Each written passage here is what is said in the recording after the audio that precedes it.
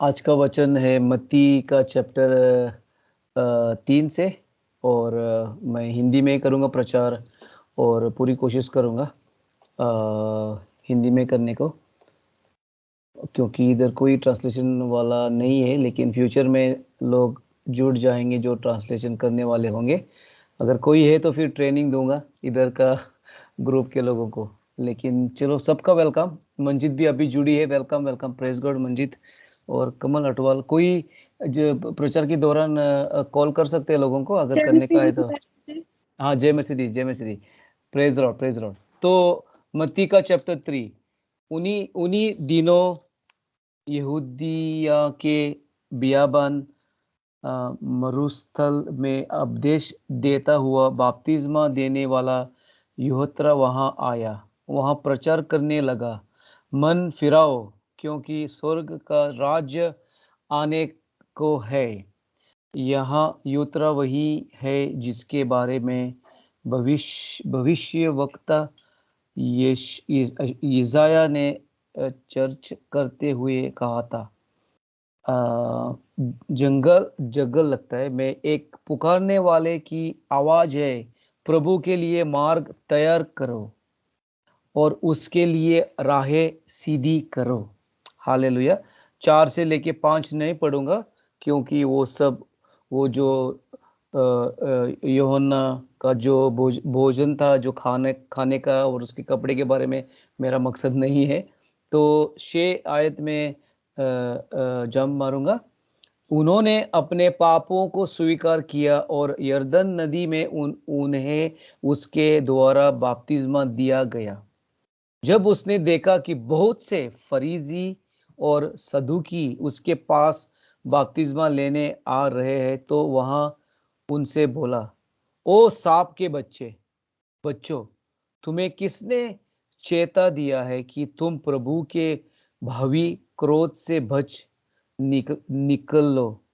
तुम्हें प्रमाण देना होगा कि तुम्हें वास्तव में मन फिराव हुआ है, और मत सोचो कि अपने आप से यहाँ कहना ही काफी होगा कि हम इब्राहिम की संतान है।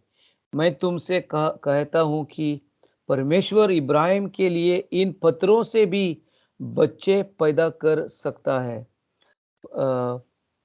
पेड़ों की जड़ों पर कुल्हाड़ा रख जा चुका है, और हर वह पेड़ जो उत्तम फल नहीं देता काट गिराया जाएगा और फिर उसे आग में झोंक दिया जाएगा।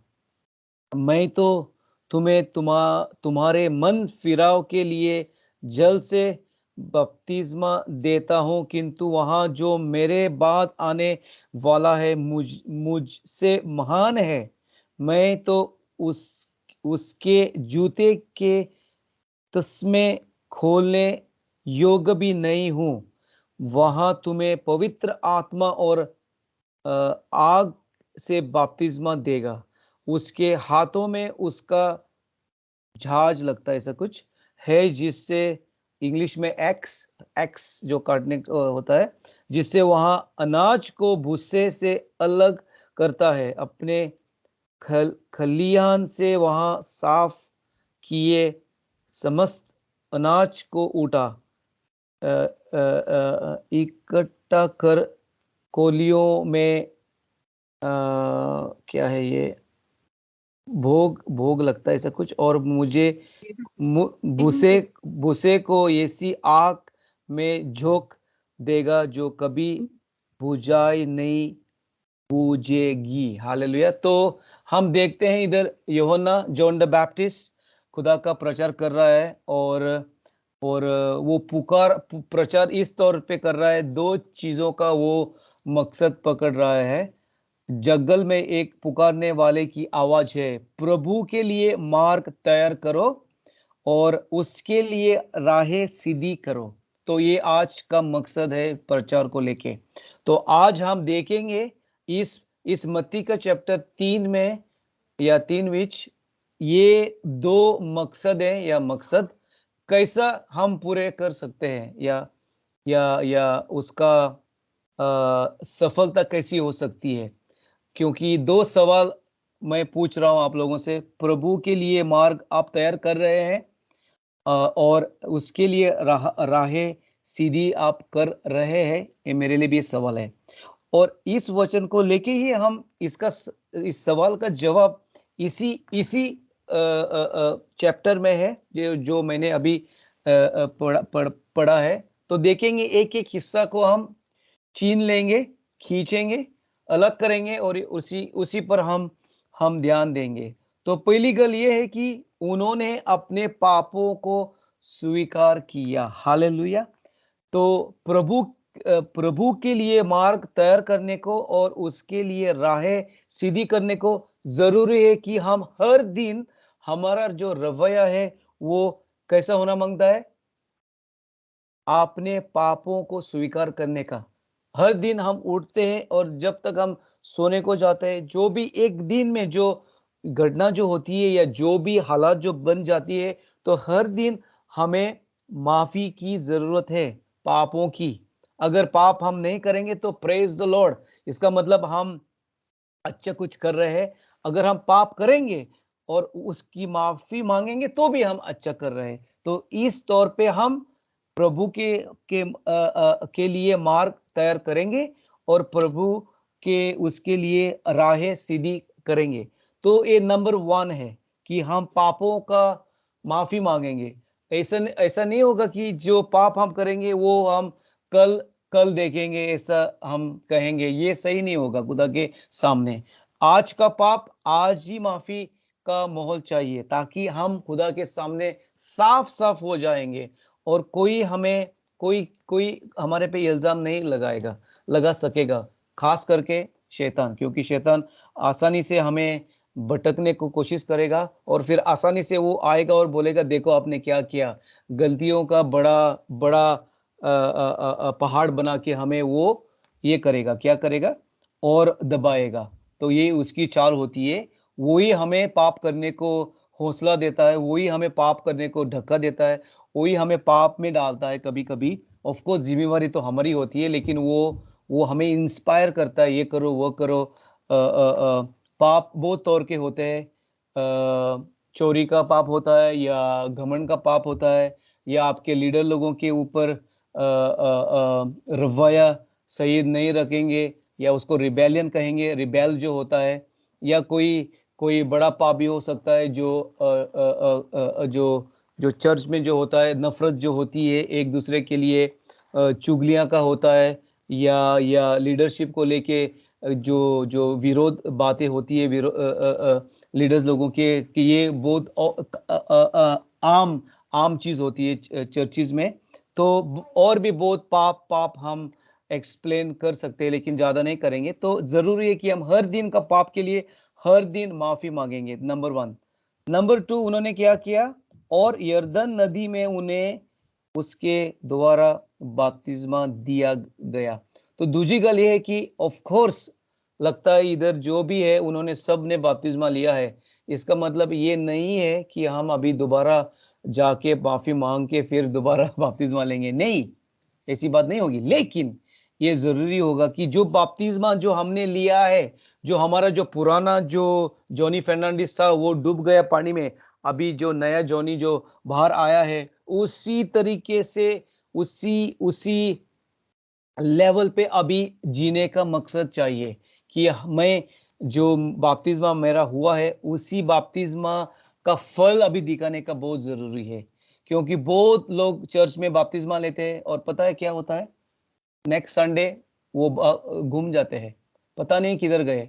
ऐसा बहुत लोग हैं जो बपतिस्मा लिया चर्च वालों, और फिर अभी उन्होंने हमें ब्लॉक किया है और वो उनका पता भी नहीं है, फेसबुक पे नहीं मिलते वो, ना ही स्काइप पे, ना ही व्हाट्सएप पे, ना ही नॉर्मल फोन पे। पता नहीं किधर गए। बपतिस्मा इतना इतना मजे में लिया, इतना खुशी में लिया, और फिर एक वीक में, एक हफ्ते में चर्च चर्च छोड़ दी, ग्रुप छोड़ दिया और पता नहीं किधर गए हैं। तो ये हालातें होती है। लेकिन इधर हम सीख सकते हैं कि बपतिस्मा लेने के बाद क्या करने का है, खुदा का खुदा का मार्ग तैयार करने को और उसके लिए राह राहें सीधी करने को। क्या करने का है कि हम जो बपतिस्मा जो हमने लिया है उसी हिसाब से हमारा लाइफस्टाइल होना मांगता है। बपतिस्मा क्या होता है सबको पता है कि माफी का जरूरी होती बड़ा जो तौबा की का माहौल होता है कि हाँ खुदा मैंने जो पाप किया है मुझे माफ करो, मैं पाप में पैदा हुआ हूँ, जब भी मैं माँ के कुख में आया हूँ, कंसीव हुआ, उस दिन से मैं पापी हूँ, और जब मेरी डिलीवरी हुई इस दुनिया में आया मैं पापी हूँ। तो जब हम एक टाइम जो होता है हमारा, जब हम बड़े होते हैं और ज्ञान जब बढ़ जाता है तो मालूम पड़ता है कि हम पापी है, तो उस टाइम हम माफी मांगते हैं और फिर खुदा को ग्रहण करते हैं और फिर बपतिस्मा लेते हैं। बपतिस्मा पहला नहीं होता है, माफी के बाद, तौबा करने के बाद, पश्चाताप करने के बाद फिर बपतिस्मा लेते हैं। हालेलुया। तो अगर कोई भी इस ग्रुप में है जो बपतिस्मा लेने के बाद सबने लिया है, अगर हमारी लाइफस्टाइल जो हमारा जो जिंदगी है वो मिलावट की है और खुदा के वचन से मिलती जुलती नहीं है, तो आज दिन है कि हम माफी मांगेंगे और बपतिस्मा जो लिया है उसका जो सही असर हमें चाहिए कि हमारे लाइफ में काम करेगा। हालेलुया।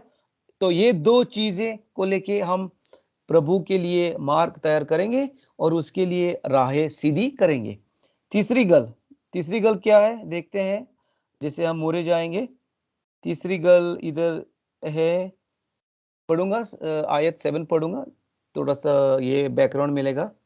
जब उसने देखा कि बहुत से फरीसी और सदूकी उसके पास बपतिस्मा लेने आ रहे हैं, तो वहां उनसे बोला, ओ सांप के बच्चे, तुम्हें किसने चेता, या चेतावनी लगता है पंजाबी विच, चेता दिया है कि तुम प्रभु के भावी क्रोध से बच निकलो। तुम्हें देखो, ये जरूरी है। बहुत फरीसी और सड्यूसीज, या इंग्लिश में सड्यूसीज एंड फैरिसीज, हिंदी में फरीसी और सदुकी लोग आ रहे थे, और ये दिखावट के लोग थे। और ऐसे लोग भी बहुत है चर्च में जो दिखावट और कलीजा में, सिर्फ हमारी चर्च की बात नहीं कर रहा हूँ, आमतौर से बात कर रहा हूँ। ऐसे लोग बहुत है जो आएंगे, सही कपड़े पहनेंगे, सही गलबात करेंगे, उनका रवैया भी वो दिखाएंगे कि हाँ खुदा से प्यार करते हैं और बहुत प्यार करते हैं। सिर्फ प्यार नहीं, बहुत गलबात ऐसी करेंगे कि जैसा खुदा खुदा वो सूली पे भी चढ़ाएंगे तो फिर वो मरने को तैयार जैसे होंगे।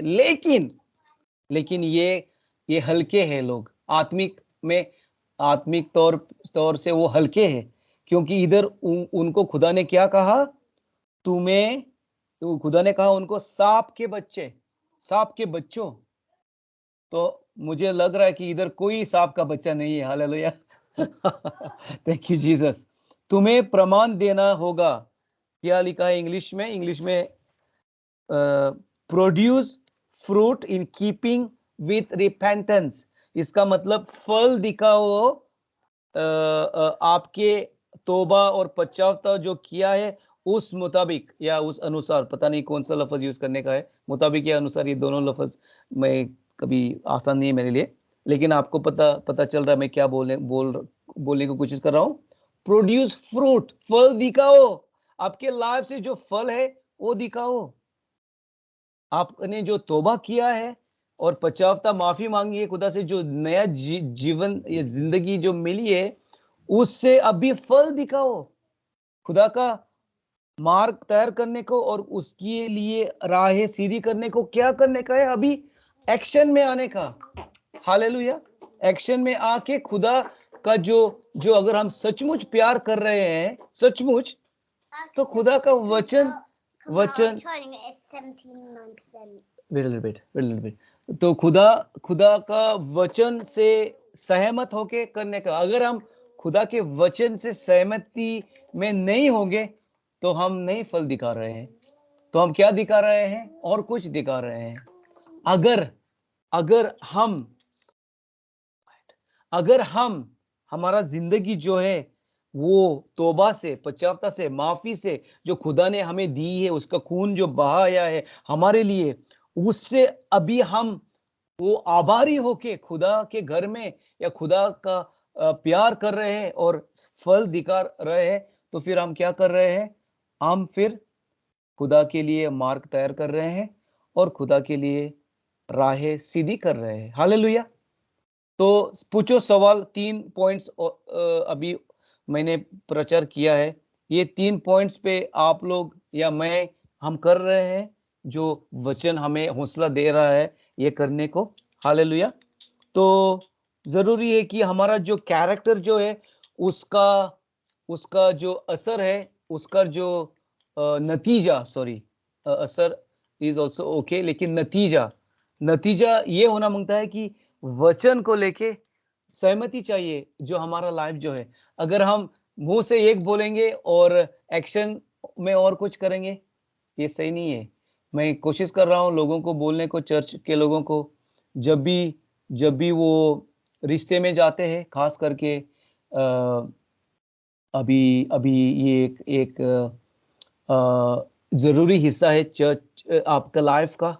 जब आप रिश्ते में जाते हैं तो आपका जो जो बॉयफ्रेंड, ख़ास करके लड़की लोगों को, वो बंदा जो भी होना माँगता है, वो मैच्योर बंदा होना माँगता है। आत्मिक तौर पे वो आपका लीडर होना माँगता है, आपका प्रोटेक्टर होना माँगता है, आपका प्रोवाइडर होना माँगता है, आपका प्रीस्ट होना माँगता है, पादरी जैसा, जो आपको आत्मिक तौर पे कवर करेगा।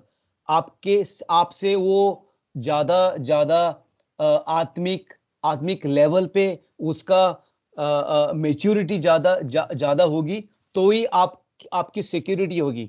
अगर आप बच्चे के साथ प्यार करेंगे, आत्मिक बच्चे के साथ, तो आपका जो जो जो जो बुलावट का जो माहौल है, वो दब जाएगा।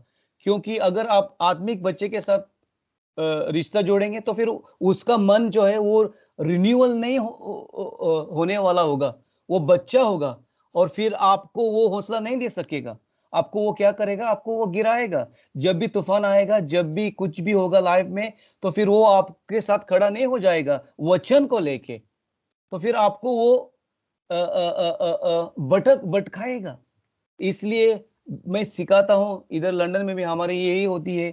एक एक एक रिश्ते को लेके एक एक पॉलिसी होती है कि आत्मिक बच्चे के साथ रिश्ता मत जुड़ाओ, क्योंकि आप आगे नहीं जाएँगे, आप गिर जाएँगे। क्योंकि बच्चे के साथ मेल-मिलाप करेंगे, बॉयफ्रेंड गर्लफ्रेंड करेंगे या ख़ास करके लड़की लोगों को, तो फिर आसानी से बहुत आसान नहीं होगा, बहुत डिफ़िकल्ट होगा, बहुत औखा होगा। क्योंकि वो आपको आपको आगे लेके नहीं जा सकेगा, क्योंकि आप लोग आगे होंगे आत्मा में। तो ज़रूरी है कि जो आपका जो मुंडा होगा, वो आत्मिक तौर पे उसका लेवल ज़्यादा चाहिए, और खुदा का प्यार करने वाला भी ज़रूरी है। लेकिन खुदा के प्यार करने वाला तो नॉर्मल आम चीज़ है, लेकिन वो आत्मिक लेवल उसका ज़्यादा चाहिए, वो मैच्योर बंदा चाहिए, ताकि आपकी भलाई हो जाएगी।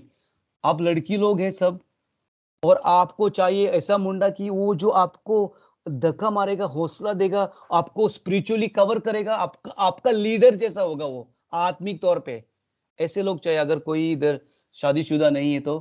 क्योंकि बहुत मसले होते हैं जब आत्मिक लेवल पे बच्चे के साथ रिश्ता जुड़ाएँगे, तो बहुत प्रॉब्लम्स होते हैं। ये हमारी लंदन चर्च में बहुत टाइम हुआ।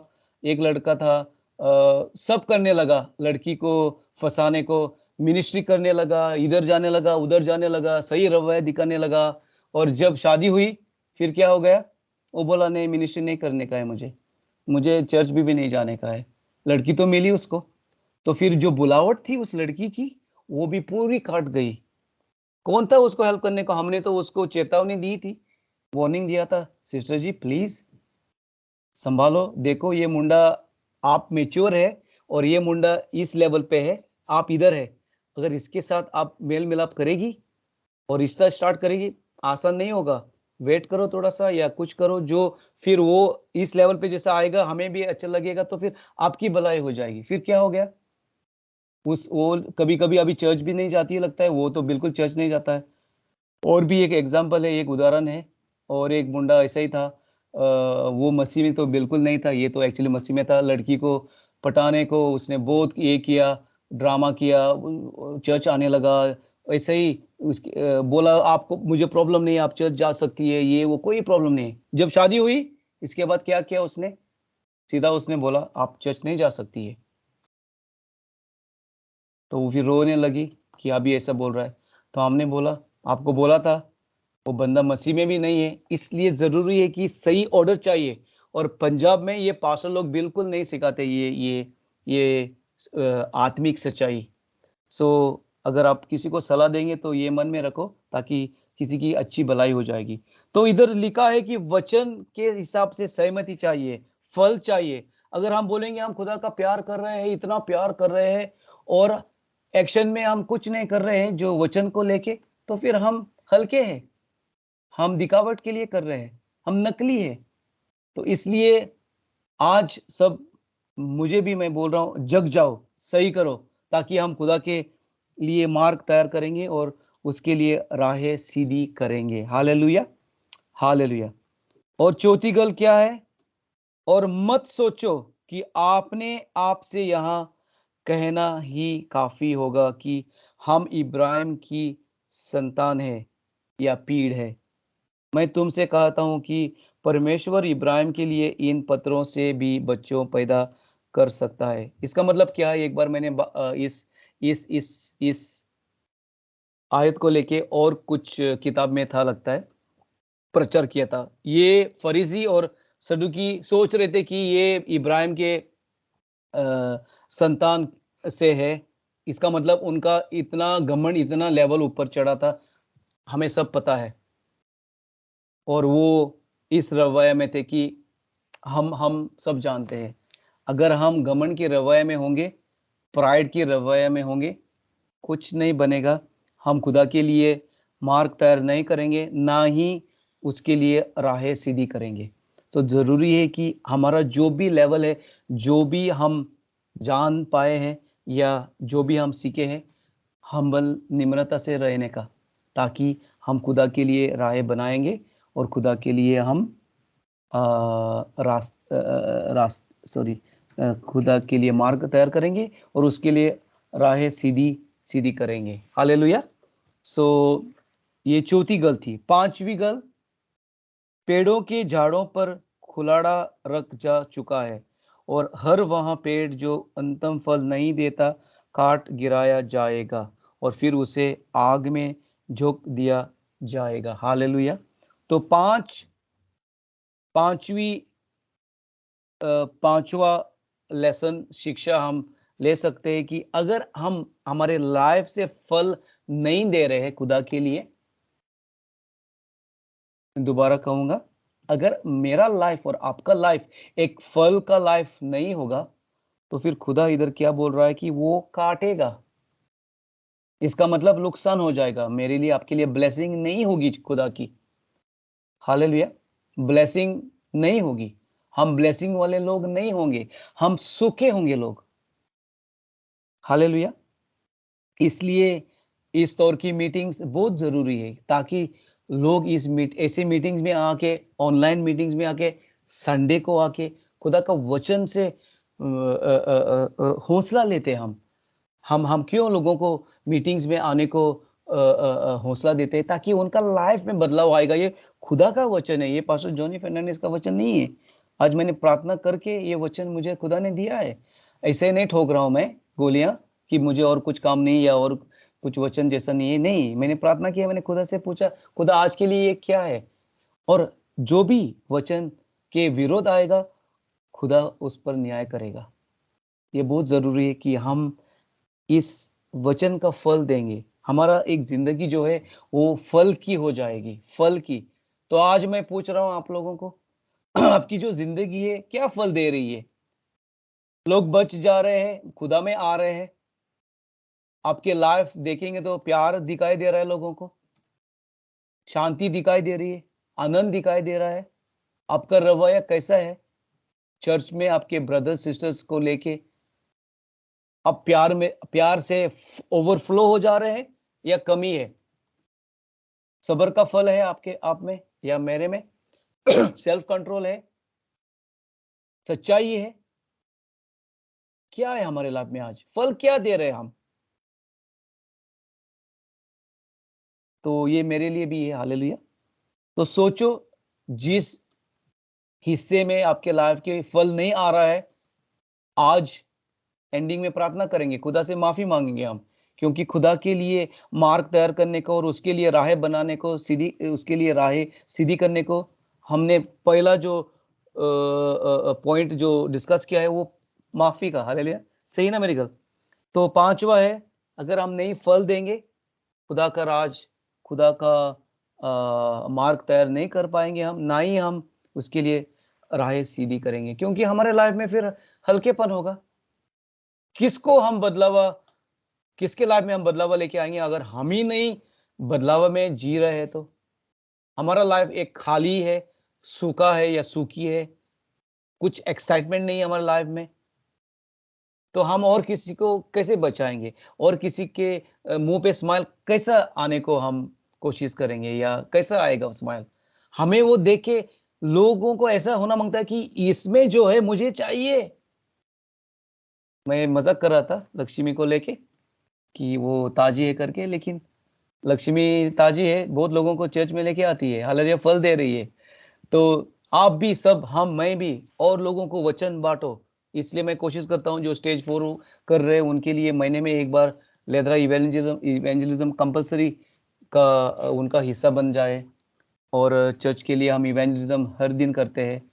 तो ये सब मौके हैं लोगों के लिए उसमें शामिल होने के लिए। अगर हो जाएगा जाने को, तो पता है आसान नहीं है सबको, तो फल दे दो, नहीं तो खुदा कुछ काटेगा, ब्लेसिंग हमारी नहीं हो जाएगी। लास्ट पॉइंट, लास्ट पॉइंट, लगता है बहुत लोग खुश है कि लास्ट पॉइंट पे आया हूं मैं, लेट हो जा रहा है ना। चलो, मैं तो तुम्हें तुम्हारे मन फिराव के लिए जल से बपतिस्मा देता हूं, किंतु वहां जो मेरे बाद आने वाला है मुझ में महान है, मैं तो उससे जूते के नस्मे खोलने योग्य भी नहीं हूं। वहां तुम्हें पवित्र आत्मा और आग से बपतिस्मा देगा। हालेलुया। जरूरी है कि खुदा के लिए मार्ग सही तरीके से तैयार करने को और उसके लिए राहें सीधी करने को क्या जरूरी है कि हम उसकी आत्मा में भर जाएंगे, ओवरफ्लो हो जाएंगे। और मुझे पता है इधर जो सब है वो आत्मा में भरे हुए हैं और होली स्पिरिट का बपतिस्मा सबको मिला है, लेकिन मुझे ये भी पता है कि बहुत लोग जो इस ग्रुप में है उनका बपतिस्मा, आग का बपतिस्मा नहीं हुआ है। तो खुदा के लिए, इसके लिए मार्ग तैयार करने को, उसके लिए राहें सीधी करने को अभी किस लेवल पे जाने का है? हमें बपतिस्मा चाहिए जो आग का होगा, और वो कौन दे सकता है? सिर्फ यीशु मसीह दे सकता है। तो आपको आग का बपतिस्मा चाहिए तो हाथ उठाओ, या थम्स अप करो, या हार्ट की इमोजी दिखाओ, या कुछ ये थम्स अप दिखाओ, ताकि खुदा खुदा देखेगा, मैं नहीं, खुदा देखेगा। आपको आग का बपतिस्मा चाहिए, हालेलुया। क्योंकि इस फ्लो में हम होंगे तो ही हम सही खुदा का मार्ग तैयार कर सकेंगे, तो ही हम खुदा के सही राहें सीधी कर कर सकेंगे, हालेलुया। तो ये वचन फर्स्ट टाइम मैं प्रचार कर रहा हूँ इस तौर पे, मैंने कभी नहीं किया ये प्रचार ऐसा, ये वचन को लेके, ये मत्ती 3 फर्स्ट टाइम खुदा ने मुझे ये रेवलेशन, प्रकाशनी जैसी दी। तो मैं भी बहुत ब्लेस हुआ हूँ ये वचन को एक एक हिस्से जैसे मैंने पढ़े, जैसे मैंने लिखे मेरे लिए। तो दोबारा फिनिश कर रहा हूँ, और दोबारा मैं याद याद दिला रहा हूँ सबको। नंबर 1 क्या बोला मैंने? आपने पापों की को स्वीकार किया, उन्होंने पापों की माफी मांगी, तौबा किया, पछतावा किया, उस तौर पे वो जीने लगे। दूसरी गल, ऑफ कोर्स उनका बपतिस्मा, लेकिन हमारा बपतिस्मा तो हुआ है, लेकिन हम बपतिस्मा हमारा जो हुआ है उसका अभी नतीजा में हम रहेंगे और उसका नतीजा दिखाएंगे हम, हालेलुया। तीसरी गल, फल, फल सही ना, फल लगता है तीसरी।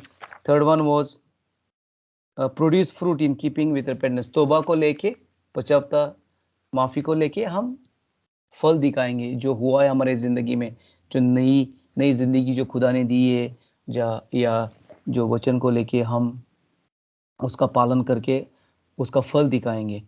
चौथी गल थी, घमंड में नहीं रहेंगे।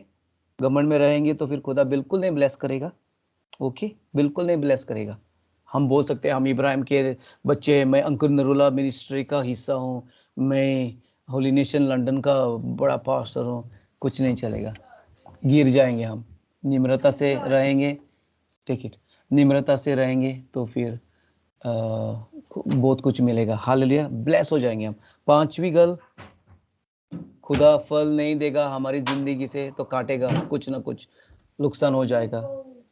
फल दे दो, फल दे दो, सही करो, जो भी करने का है सही करो। और पांचवी गल, बपतिस्मा नहीं हुआ है पवित्र आत्मा में, पाखरू में, बपतिस्मा के लिए विनती करो। और अगर बपतिस्मा हुआ है पाखरू से, ये निशानी होती है, गहरी भाषा का नतीजा होता है जब हमारा बपतिस्मा होता है। अगर आप कोई भी अगर बपतिस्मा अगर गहरी भाषा में नहीं गल कर सकते तो इसका मतलब आपका होली स्पिरिट में बपतिस्मा नहीं हुआ है। और उसी को लेके ये जुड़ी हुई बात, आग का बपतिस्मा। Hallelujah, hallelujah. आग, आग, आग, आग, आग, आग। किसको आग चाहिए? मुझे आग चाहिए, आपको चाहिए? तो आज हम प्रार्थना करेंगे थोड़ी सी, हालेलुया, विनती करेंगे ये सब चीज़ों को लेके कि खुदा मुझे आग में डुबाओ, आपकी आग में, put me in your fire. Uncomfortable होगा खुदा का आग, क्योंकि जो भी पाप है वो जल जाएगा, रिफाइन हो जाएगा। रिफाइन जैसा जो सोना होता है ना, वो ये करते हैं ना, वो सब जो गंदे चीज़ होते हैं वो आग में डाल के वैसा करेंगे तो फिर आसान नहीं है ना आग में जाएंगे तो। लेकिन हालेलुया, खुदा को चाहिए कि हम आग में जाएंगे ताकि हम फायर में होंगे उसके लिए, फायर में, फायर में, फायर में, फायर में। हालेलुया, इन जीसस नेम।